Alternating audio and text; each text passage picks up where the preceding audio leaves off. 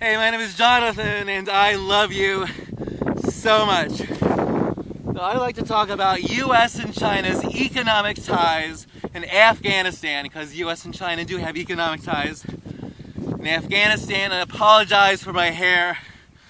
It's windy out here and it's April. I love it out here. It's so beautiful.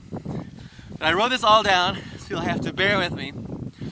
I recently read an article by a Russia Today correspondent who is describing China's investment in infrastructure projects throughout Asia, particularly how it relates to Afghanistan and the USA's military intervention there. Like most journalists, he contrasts the superiority of China's economic development as an expression of its imperialism with the inferiority of the USA's imperialist wars abroad to secure natural resources, with the former being sustainable and the latter being unsustainable. However, power in the 21st century does not look like that anymore.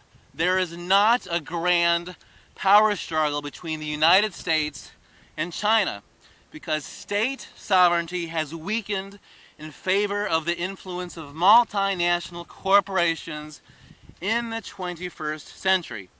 There is $6 trillion worth of minerals underneath Afghanistan, and both China and the USA have a stake in it. Yes, there is competition between US and Chinese companies over access to those minerals, but the US and China have brokered concessions over those mineral rights because their shareholders are multinational. Shareholders are not exclusively Chinese or American. In other words, there's cooperation between the US and China over the occupation of Afghanistan. The US has a massive military in order to secure operations of multinational corporations. The US plays the role of holding Afghanistan down militarily, and China plays the role of constructing railways, pipelines, and roads in Afghanistan so that both US and Chinese companies can secure profits for large shareholders. It's a post-national imperialism, and let me repeat that. It's a post-national imperialism. This model also takes place in Africa, with the U.S. leading special operations, military special operations in every single African country, while China develops civil infrastructure there so that Africa's natural resources can be extracted away from the African people. Both the U.S. and China are interested in seeing the Taliban defeated because the Taliban is destabilizing the construction of a new Silk Road.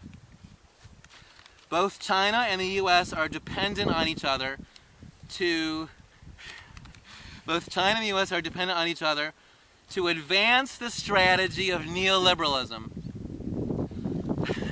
Put this all down, I can't see it, it's windy. Strengthen the strategy of neoliberalism, which strengthens the financial base of the world's elites, while further impoverishing the global South's working class. U.S. and Chinese corporations, U.S. and Chinese cooperation in Afghanistan sounds great to people who fear big power conflict and want to see a normalized world with global security. But this strategy is dependent on depressing wages in both China and the US. Remember that. It's not good. This US and Chinese cooperation is not good because it depresses wages in China, the US, as well as impoverishing Afghanis who don't see a single cent from the extraction of their natural resources. Essentially, you were lied to about why the U.S. is in Afghanistan and about the myth of the power struggle between the U.S. and China. That's all I wanted to say, and you are awesome, and I love you so much. Bye.